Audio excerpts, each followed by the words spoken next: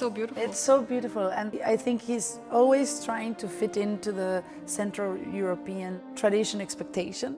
And I hear that in the music all the time. This both worlds. Beauty. There are these opposing forces in terms of the ideas and themes and sentiments. And it's amazing to see the duality between the European and the dark and obscure Eastern European sounds.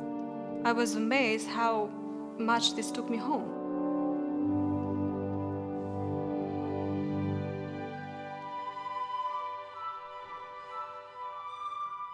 Hello, I am Alondra de la Parra, and I am in Munich at the Bavaria Music Studios working with the wonderful Münchner Sinfonica and Dvořák's 8th Symphony. Pai, don't delay it. Just think. Dun, dun, dun, dun, dun. It's about landscapes, shiny moments, beautiful dreams. It's full of strength.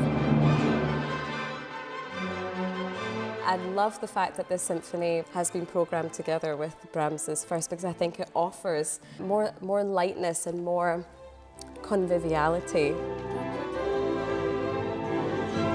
Contrary to a lot of the symphonies of the time that were to do with tragedy and fate and struggle, Dvořák's 8th is a happy piece.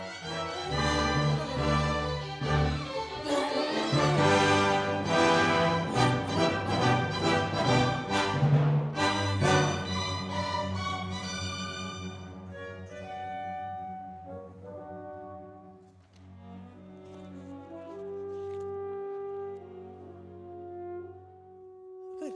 Let's just do that. Let's do it again and just relax that. Question. It's one of my favorite symphonies and one of the first ones I've ever conducted.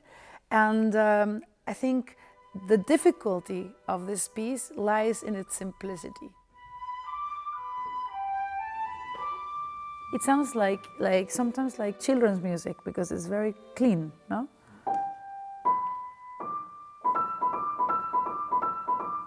Ja. Könnte ein Kinderlied sein oder ein Vogelruf. Also ja. Die Assoziation mit der Natur ist bei Dvořák sehr stark. For me, this is the two worlds. The birds, and then suddenly the dark sound of the clarinet.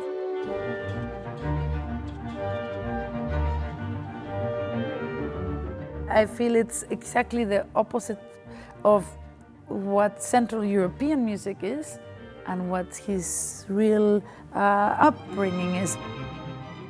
Dvořák was the son of a butcher. He really wanted to make it, to be respected in Vienna by the establishment as a Czech composer, which was, he was always seen like a lesser thing. And actually it was Brahms who always said, this is a talent, take him seriously. And it was supposed to be played at the Vienna Philharmonic, and then suddenly he didn't hear back, and no calls back, and apparently the musician said no. So what he was going through was very serious, and I hear that in the music all the time, these both worlds.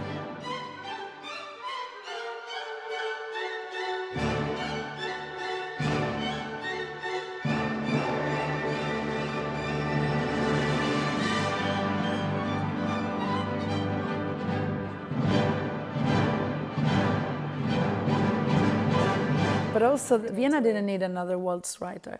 Vienna needed this spice of difference.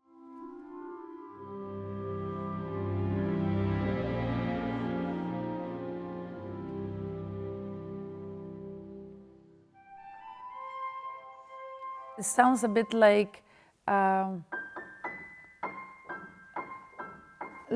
music box, like a doll, and when you have. It sounds almost Arabic.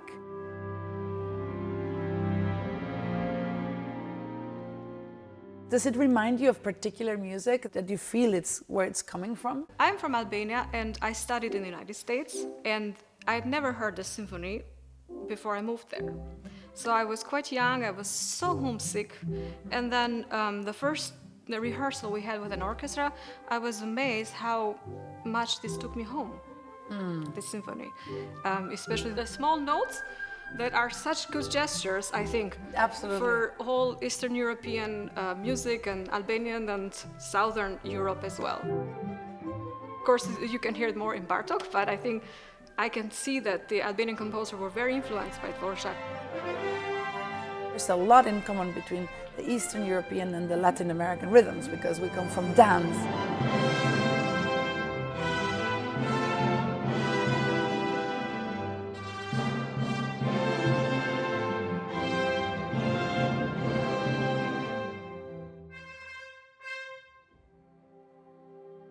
And, everything is beautiful. It's like a sunset. It's like people finally relaxing and Happiness, but yeah. There's also, don't forget that Don't it's been forget. difficult to get here. Yes. The difference of the two worlds are always there, and the pararati ti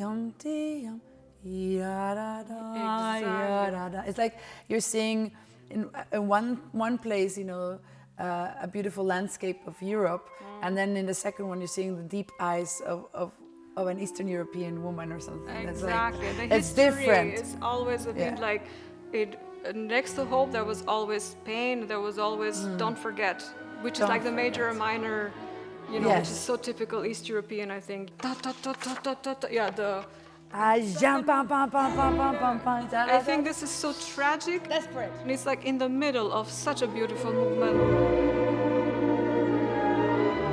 That place is it's like the fate, it's like the weight of life, no? More desperation.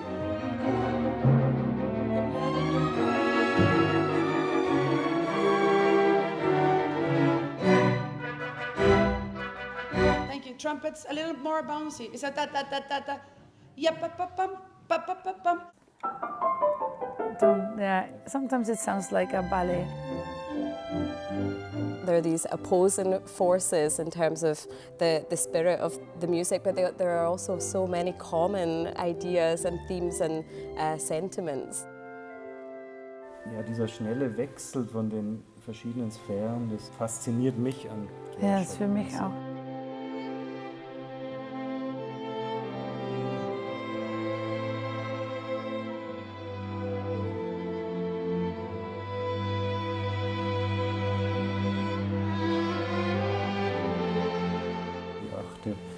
Es hat so viel Esprit und dann auch Glanz.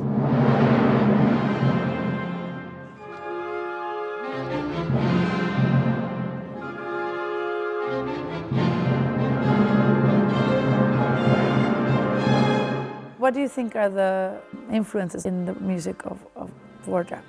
Ich habe ein Zitat gefunden aus einem Brief. Sie wollen wissen, was ich tue, 1889. Es geht über Erwartung leicht und die Melodien fliegen mir nur so zu.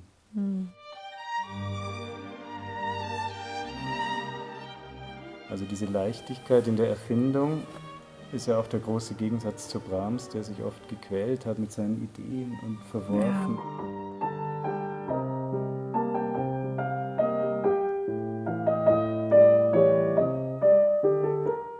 Man liest oft, dass eben dieser dritte Satz als Walzer, als Trist, von Tschaikowski inspiriert sein soll, also 5. Sinfonie Tschaikowski.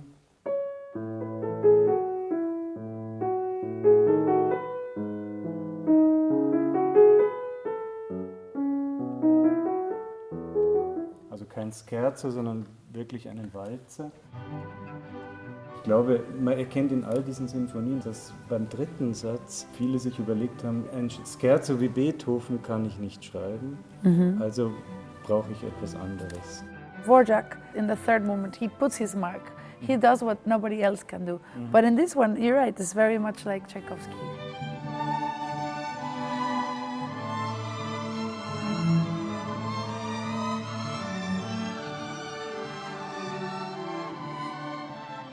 It's so beautiful. It's so beautiful, and to me the most interesting thing of Dvořák is when he's showing those roots Right. and those rhythms.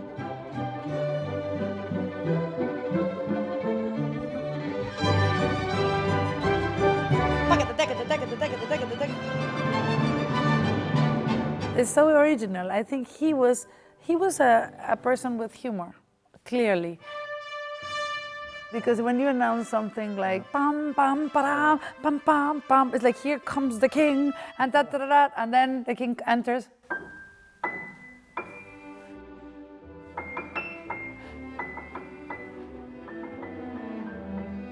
It's a big announcement for a very simple theme.